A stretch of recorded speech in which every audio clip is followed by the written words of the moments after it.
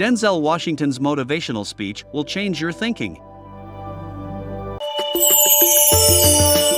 I discovered that nothing is valuable in life unless you take risks. Nothing is worth anything without the element of risk.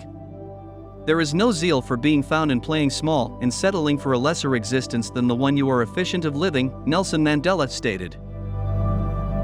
Subscribe now and press the bell icon. Never miss an update. Now, I'm sure you've heard people advise you to make certain you have something to fall back on in your school experiences and as you applied to colleges and selected a major and determined what you want to do with your life. But I never comprehended the idea of having something to lapse. If I'm going to collapse, I don't want it to be because of anything. I'd instead go down headfirst. At the very least, this way, I'll have a look at what's coming my way. You won't be able to complete without consistency. So do what you enjoy doing most. Take risks to increase your chances of succeeding. Don't be afraid to fail. There was an old IQ exam with 9 dots and 5 lines that you had to draw within these 9 dots without lifting your pencil. The only method to succeed was to break out of the box. Don't be frightened to think outside the box. Don't be scared to fail drastically. To dream big, remember that dreams without objectives are nothing more than fantasies. Reggie Jackson struck out 2,600 times in his career, which is the most in baseball history. But you won't hear about the strikeouts, people recall the homers instead. Did you know that Thomas Edison conducted 1,000 failed experiments? I didn't realize it since 1001 was the light bulb. Every failed examination is one step closer to success. You will fail at some stage in your life, accept it. You will lose. There's no doubt about it. You will suck at something.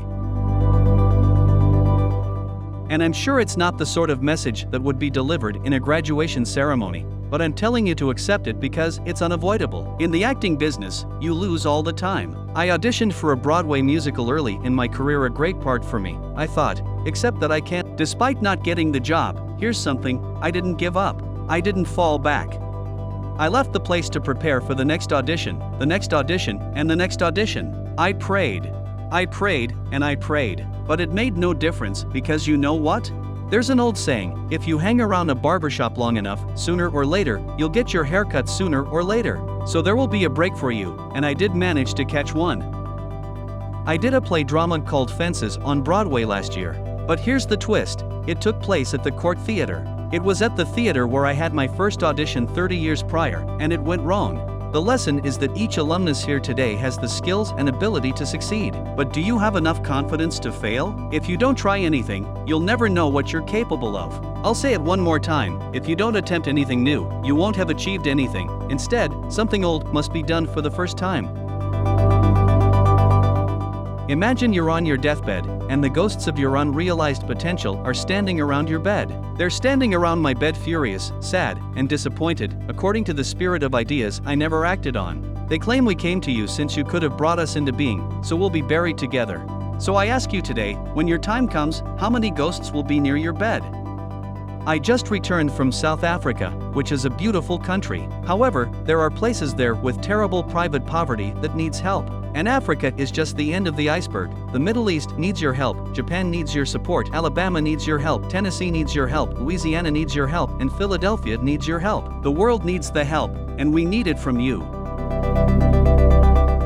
We truly need it from young people like you. I'm not speaking up for the rest of the part here, but I know I'm getting a little grayer. We require it from you, the young people, because recall this, you must get out there and give it your all, whether it's your time, talent, prayers, or treasure. What you are going to do with what you have. I'm not saying about how much money or possessions you have. Some of you are business students, and some are theologians, nurses, or sociologists. Some of you have calmness, some of you have money, some of you have compassion, and some of you can endure. Whatever your abilities are, whatever your gift is, what exactly do you intend to accomplish with it? Now, here's my last point on failure. It's sometimes the best approach to figure out where you're heading. Your life will never be a straight line. I started at Fordham University as a pre-med major, taking the course Cardiac Morphogenesis. I couldn't read it or say it. I was sure I wouldn't pass it. So then, I decided to pursue pre-law and journalism as an alternative. However, with no educational focus, my grades skyrocketed away from me. My GPA was 1.8, and the institution advised me to take some time off because it might benefit my studies. I was in my 20s and was at my lowest point ever. I remember the day, it was March 27, 1975. I was assisting my mother in her beauty shop in Mount Vernon. I was helping my mother. She owned a beauty business in Mount Vernon. There was an older lady who was considered as an elder in the community and whose face I could see behind me every time I looked into the mirror. She just kept staring at me strangely. So she took the dryer off her head and said something that has stayed with me to this day. She told the youngster, "I have a spiritual revelation. You'll travel the world and speak to millions of people," she added. In the years that followed, I've traveled worldwide and spoken to millions of people through my films, as that woman predicted. Millions of people who, until now, couldn't see me, and I couldn't see them because a screen was separating us. They could only perceive the film. They couldn't glimpse the real me. But I'm encouraged by what I see today and inspired by it. Taking risks is more than just about getting a job. It's also about acknowledging what you know and doesn't know, being open to people and ideas, the chances you take, the people you meet, and the people you love. That is what will define you. Never be discouraged or held back. Give your all. And when life throws something at you, keep this in mind. Thank you for watching.